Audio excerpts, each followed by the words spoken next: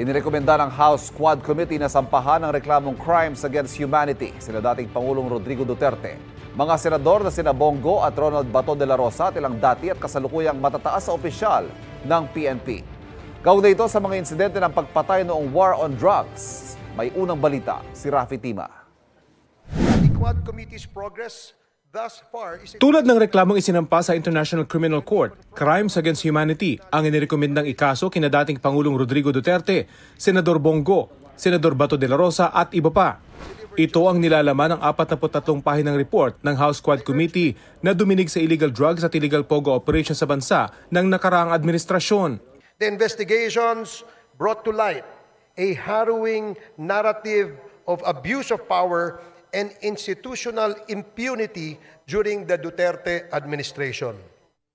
Witness testimonies corroborated by evidence revealed a system that incentivized the killing of suspected drug personalities. Bunsod ng drug war, pinakakasuhan din ng Quadcom sina dating PNP Chief Oscar Albayalde at De Bolsinas, Police Colonels Ruina Garma at Edelberto Leonardo at dating Malacanang official na si Herminia Muking Espino. Pinakakasuhan din ng ilang personalidad na may kinalaman daw sa pagkakasamsam ng 360 kilo ng shabu sa Mexico, Pampanga, kabilang si Mayor Teddy Tumang at ilang Chinese nationals. Gayon din ang mga may kinalaman sa pagkamatay ng 3 Chinese nationals sa Davao Penal Farm noong 2016 at ni Police General Wesley Barayuga. Kailangan naman daw ng dagdag na investigasyon para sa mga personalidad na may kinalaman sa illegal na pogo operation kabilang sina dating Bamban Mayor Alice Go at dating Presidential Spokesperson Harry Roque. This is a defining moment for this Congress, Mr. Speaker.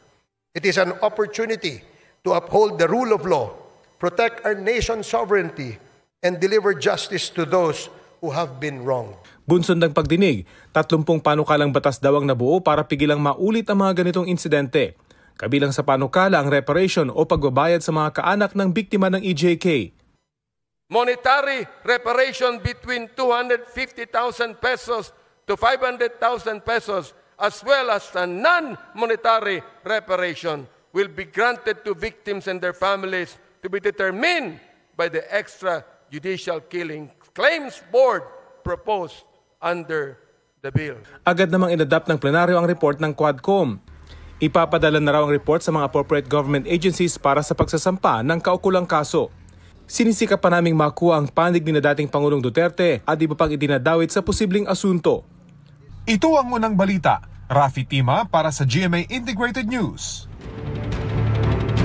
Sinagot ni Senador Bongo at Senador Bato de la Rosa ang rekomendasyon ng House Quad Committee na sampahan sila ng reklamong crimes against humanity kaugnay sa war on drugs noong Administrasyong Duterte. Si Goy pauubayan na raw sa korte sakaling tuluyan silang makasuhan.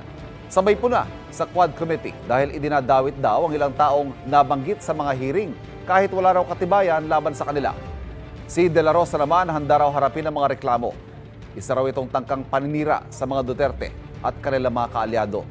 Malaki raw ang tiwala niya sa ating mga korte at mananaig na rin pa rin anya ang hustisya.